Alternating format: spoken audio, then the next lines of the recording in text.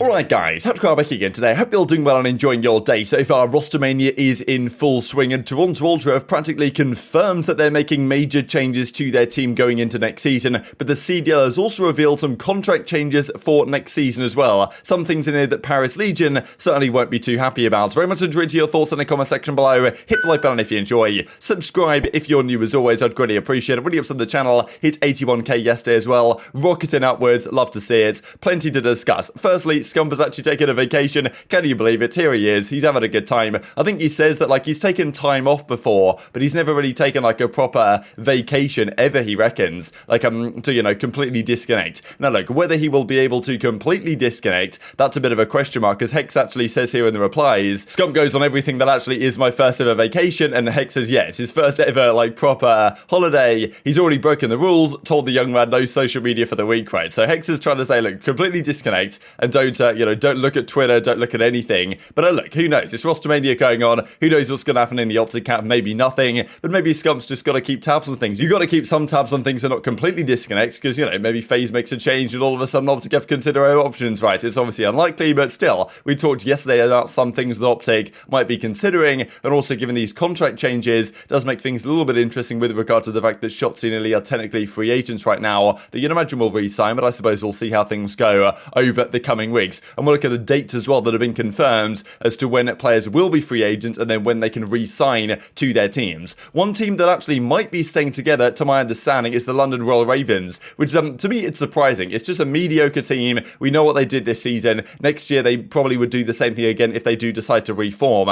Ravens actually tweet this out with the team of 4 as they currently are, some sort of behind the scenes photo shoot, and even this actually from Infinite Reality. So for some reason London, Royal Ravens or Rect Global or whatever, partnered up with some sort of metaverse company called Infinite Reality, and I think they say they're worth $1 billion.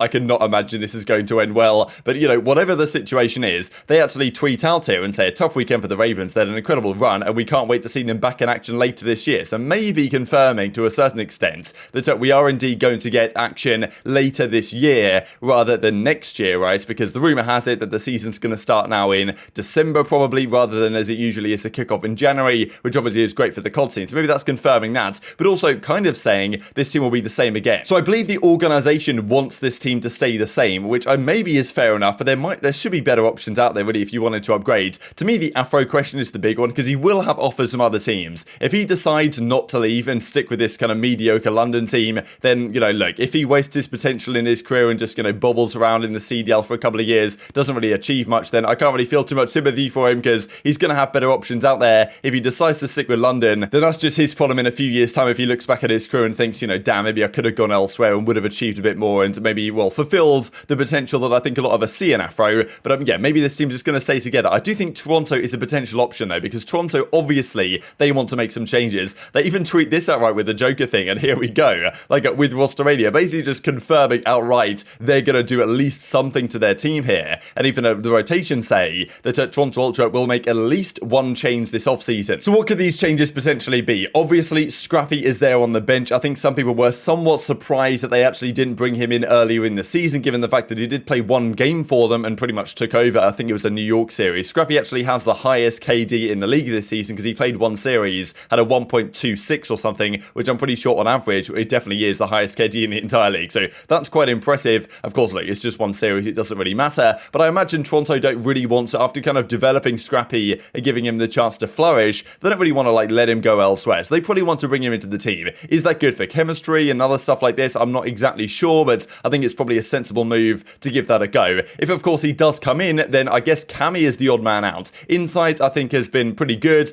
Probably slightly better than Cammy on balance in the entirety of the season. Cammy, though, going back to Modern Warfare, is a force to be reckoned with. That's why I think that, it's really difficult for Toronto to decide what to do. You don't really want to let Cammy go, but at the same time, I think really if you are going to bring Scrappy in, Cammy's probably the man that has to make way in that situation. So that's kind of what I'd expect to happen. Then you've got the SMG question with Bance and CleanX. And as much as I don't want Bance to go, I do feel like if Toronto actually want to take the next level to being a consistent championship contender event in, event out, they've probably got to think about upgrading their SMG duo. And look, if guys like Afro are out there, if they can maybe get Hydra, it seems unlikely, but Afro, Hydra, maybe could be targets for Toronto to try and say, okay, look, we're just going to build a pretty dominant SMG force here and hope hope that we can get the chemistry and the leadership to figure out with the rest of the guys and the communication on the team. And if that was the case, then maybe they can find a way for Bance to go to London, and then maybe like London bring in Wardy or something as another SMG pairing over there, and they can do some role changes if Afro was to go to Toronto, for example. So there's some options here, but that's kind of what I'm expecting, that maybe Bance and Cammy are the two guys on the chopping block, because they're not going to get rid of CleanX, and I'm guessing Insight's going to stay, but it could be Insight gone and Cammy staying. That's an option as well. This was another interesting one, the rotation mentioned here, because OutChat, do the kind of Charlie bit my finger thing.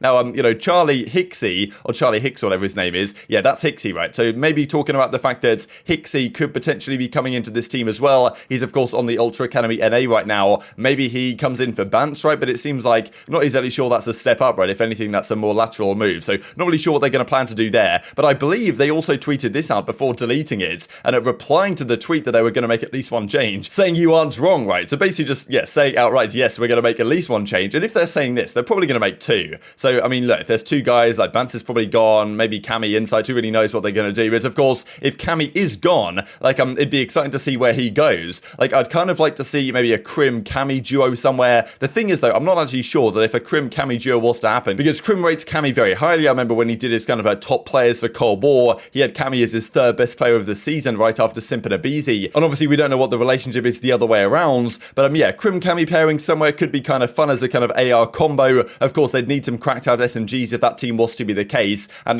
maybe there are some options out there, right? I'm thinking maybe New York, will they want to keep Crim and Hydra? I'm not necessarily sure that's going to be the case. I'm kind of thinking it's going to be one or the other. So maybe Crim and Cammy could form a team there. Maybe they'd go elsewhere. I do think Breach is actually quite an interesting one, because they're certainly going to be a team that's looking to upgrade, and maybe if they like their SMG duo Breach, they could bring in like a kind of an AR pairing. Maybe a Cammy for a TJ would be a nice option. Then whether Crim happens or not, it doesn't really matter, but Cammy should be an upgrade in that role. He was great at Modern Warfare. He can snipe. So I think Cammy being a free agent does definitely shake some things up in this offseason. Even OpTic wanted Cammy. I think like OpTic Cammy was on the cards during last season, or at least they talked about potentially bringing Cammy in. So there might be some options out there for Cammy. Like, look, if people like OpTic were considering him before, I'm sure other teams at the moment are considering his services if he does get released. Even this to mention just from Mike, because he replies to Grayson's tweet from Toronto Ultra saying Rostermania begins, saying all I want is SMG Priester back and not with Rocker lol. No shade, just want to see something different. And Priester actually goes on to like this tweet. So I wonder what this could mean, because Priester is going to be a free agent, I believe, and can walk away from Rocker if he wants. So maybe he's implying there he doesn't want to be a Rocker anymore, and he wants to be like an SMG again, like he was on 100 Thieves, let's say, a couple of years ago. So maybe that's what he wants to do, maybe implying that he's going to be leaving Rocker as well, and leaving Rocker in a bit of a predicament to build a team, because they do not have many good pieces to build around Rocker. Maybe they're going to have to look at a Clayster or a Crimsix or something like that to try and build an AR line, and then keep Havoc and try and get someone else in. Like, I'm not sure that Rocker are going to build a team that can do better than top 8 next season, to be honest, but maybe they have some pulling power that we don't currently understand. Not sure why that took so long to load, but here we go. Spinner spent updated 2023 CDL roster rules. This is the breakdown really from Crone. Now, first of all, I thought this is kind of funny. TJ replies, explain in NBA terms, learn to read, says Spence. Yeah, unfortunately, not quite ratioed, but I guess I can give him a support on that one. Okay, yeah, officially the ratio has come through for now. Now, well, as Crone says, 2023 roster rules, this is kind of the full discussion. So there's a few things, more things in this article, a few of the things we've already had and seen in the past. But yeah, first of all, team options to be exercised by August the 14th. So teams have another 3 days to determine whether they want to extend the players they have under team option. That's the thing with Toronto, for example, right? They have 3 more days to determine, do they want to keep Cammy or not? Because Cammy and the entire team and Bance as well, they are under team option, right? They signed last year, so they can get extended if Toronto want to extend them. But if they don't, then they will effectively need to tell them, okay, no, we don't want to extend you, and then they will become free agents after August the 14th.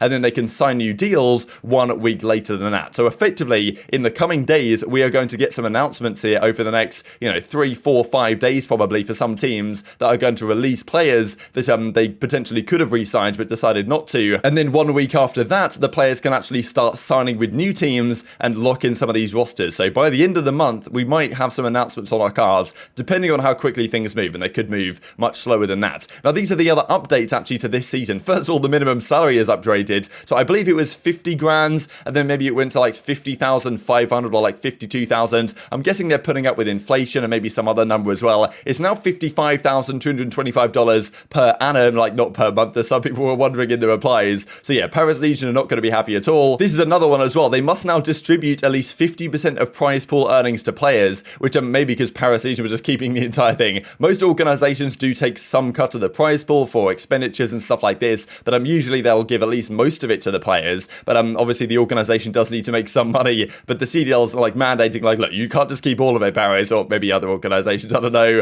if it's necessarily Paris Legion. Of course, they're going to be the Vegas Legion next season, not actually based in Paris anymore, but the ownership might be the same. So yeah, Chrome was kind of roasting them here. Paris owner right now, I am officially done. The other interesting thing though, which I think is maybe more interesting, is that up to 3-year deals are now allowed. They've actually added a lot more freedom here in terms of how the contracts can potentially play out. So kind of Benji Nassim is asking in the replies, is it now possible to sign a fully guaranteed 1, 2 or 3-year deal? And that is exactly the case. There are still options for team contracts to be signed with team options, but the negotiations between the player and the team can now determine that, right? So instead of having to sign a 1+1 where you sign on for 1 year and if the team wants to extend you, they can, it's probably better for the players now because the players can come in and say, and you know, to some degree it's better for the teams as well because they can now lock down a player for a longer term contract. But instead of just doing a 1+1, they can say, okay, do you want to be here for 1 year with no team option, 2 years with no team option? Do you want to do a 2+1? Do you want to do a 3-year flat, just straight up guaranteed deal where if someone wants to buy you out, there's a buyout involved? Like, it makes the negotiations more interesting and increases the options there for players. So potentially OpTic can come through now and say, okay, Shotzzy, Illy, like you're currently free agents, we want to lock you down for a 3-year contract, right? We'll just lock you in for 3 years and that's how it's going to be, and then we can come to an arrangement, right, if of course they agree and do the negotiations as per. So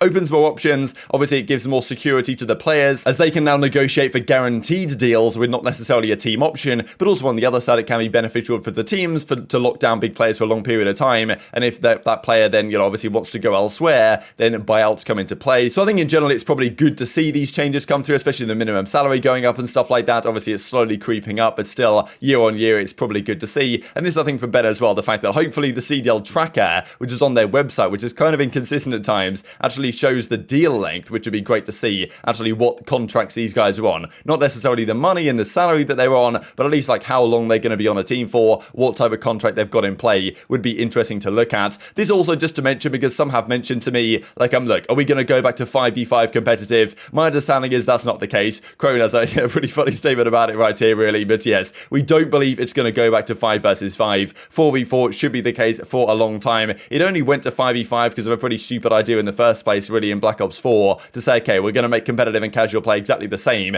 and make 6v6, 5v5 for pubs, and make 4v4 to 5v5 for competitive. Like, did that really bring in more casuals to the scene? I don't think that was really the case at all. We then stuck with it through Modern Warfare, and then finally changed back, of course, after the Modern Warfare season, going into Black Ops Cold War, and since then it's going to be 4v4 until the long term, right? I highly doubt it's going to change anytime soon, and also it would mean the players and the teams, or the teams will have to sign another player, which also they probably don't want to do. So it's kind of a lose-lose if they go back to 5v5. I don't think that's going to happen really for the rest of COD history. Clay does tweet this out as well, just to mention. Not sure exactly what's going on with Clay, but I'm sure he's already thinking what his options might be. There should be some options out there for Clay, you would imagine. I think Rocco could be a decent one, or maybe even like Clayster and Detach on another organization, right? But maybe Los Angeles Gullers might not work for that because Slasher might well stay there to kind of build a team around him. That's probably what I would do if I was Los Angeles Gullers management. So yeah, Clayster, I'm guessing he's trying to find a spot somewhere or another, but very much intrigued to your thoughts on all this stuff in the comment section below. Hope you guys enjoyed the video. If you did enjoy it, hit the like button, tell us on YouTube, God, this is a good video, and as like you should see it as well, and I've grown the competitive Call of Duty community. Thank you as always, take care of yourselves, and I'll see you next time.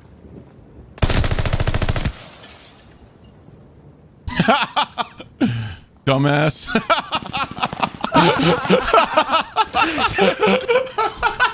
You're clipping. Clip that. I was stunned.